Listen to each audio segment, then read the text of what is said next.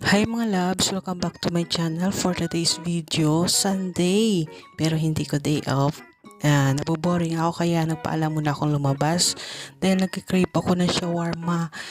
Paborito ko yung shawarma sa Family Mart. Minsan nasa 7-Eleven din. Kaso na out of stock na yata ang shawarma nila kaya lumipat ako ng 7-Eleven. Nakita ko lang doon yung sushi. Masarap din naman ang sushi pero for today hindi ko siya type kainin. So naghanap-hanap ako ng pwedeng makain. Meron ng mga ready to eat food. Nandiyan din yung pudding, yogurt.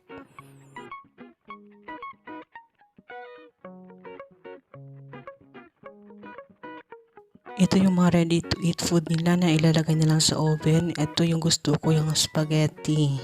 Namimiss ko yung spaghetti. And then yung mga drinks nila. Pero usually ang kinukuha ko dito or binibili ko is yung cafe.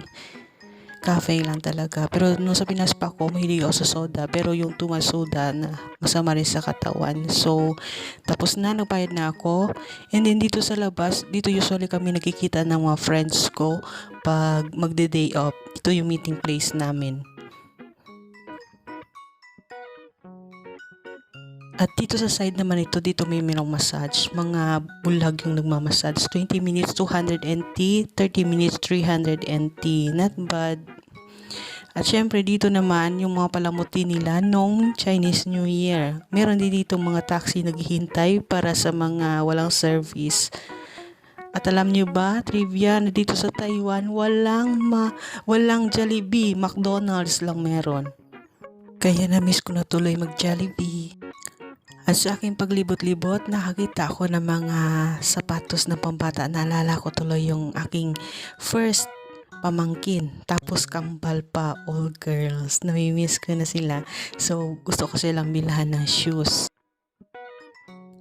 At ito na nga ang aking super cute na kambal na pamangkin. Sa kaliwa si Kyrie Grace, sa kanan si Kyrie Gwen. Ang cute nila, no? Ang cute nilang dalawa, ang cute pagkambal kasi may playmates na siya paglabas niya, di ba? Pero tayo, naisinilang tayo, lalo na yung mga panganay, wala kang parang playmates hanggang sa magkaroon ka na ng kapatid. Yung video na yan, kuha ng nanay nila, tapos pinasa ng kapatid ko. Tuwang-tuwa dyan ng nanay ko sa kambal na yan, lalo kay Kerry. Ang kulit.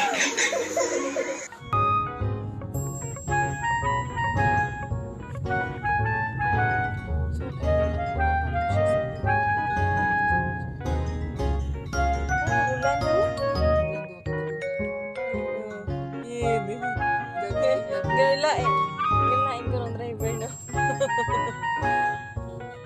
Yan, hindi ka naglinya. Doon ka dito ka naglinya.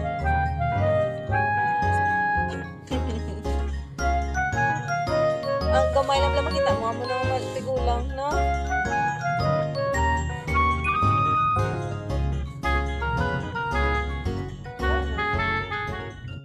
Balik tayo sa gala time ko at dito sa Yoyo, maraming mura. Merong tigwa 100, 200, 300, depende sa quality. At syempre, ano ba asahan natin pag mahal, maganda din ang quality, di ba?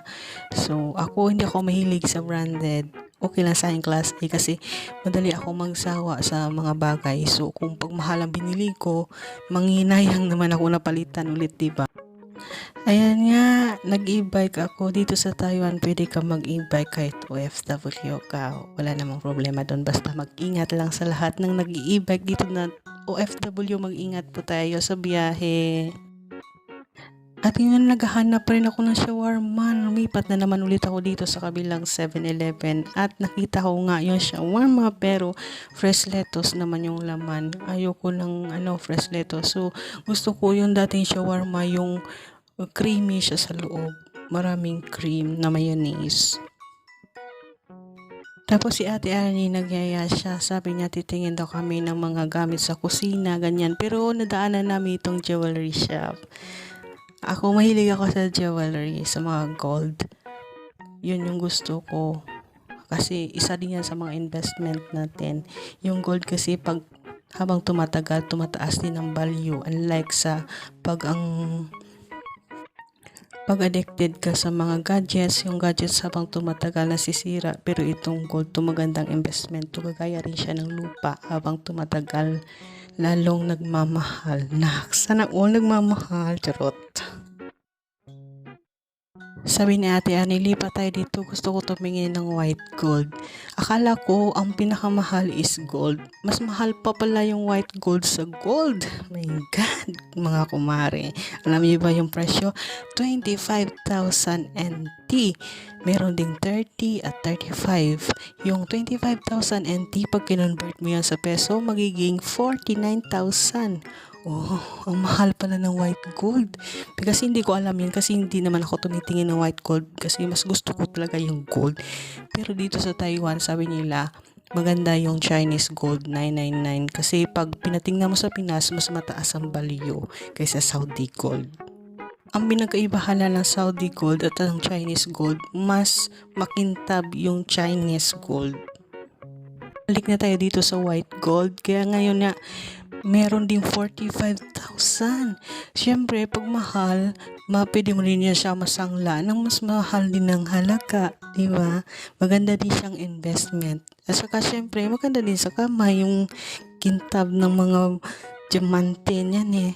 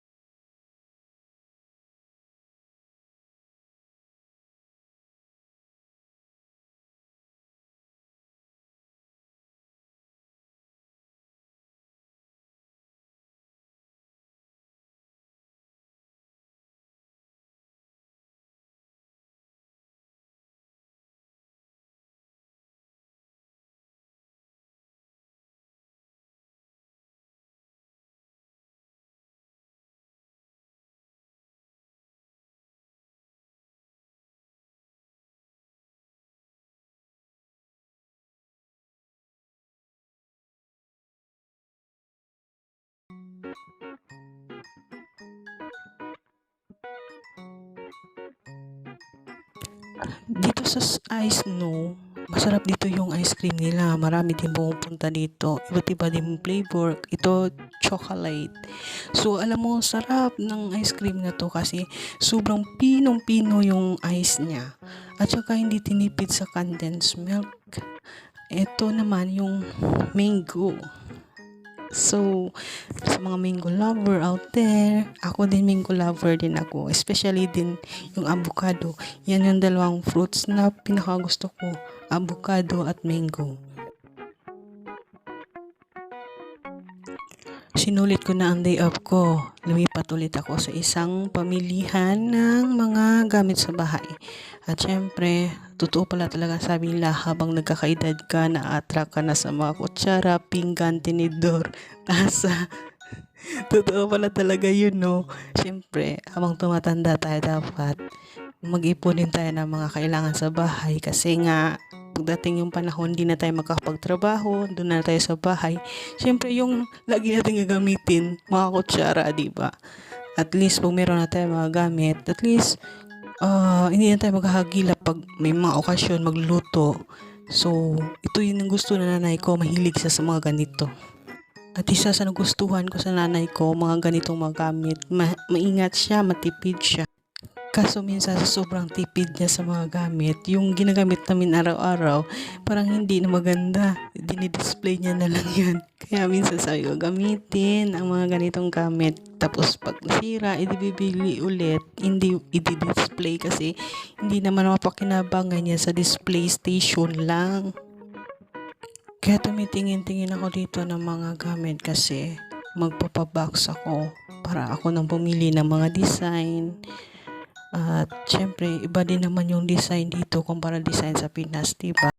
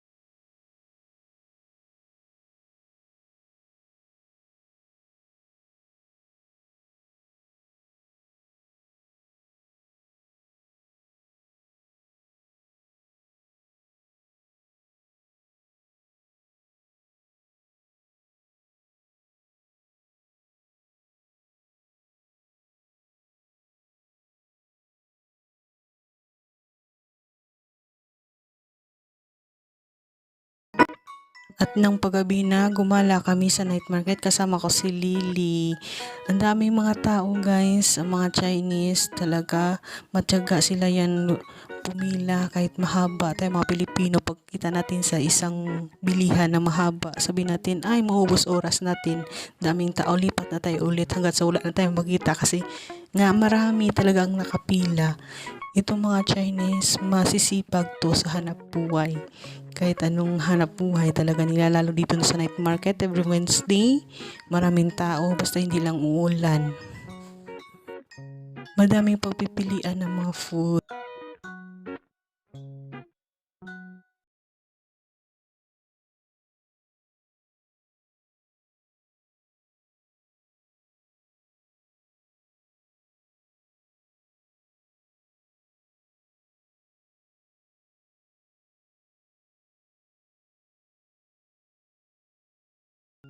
Ito naman po ay chotofu na may kimchi.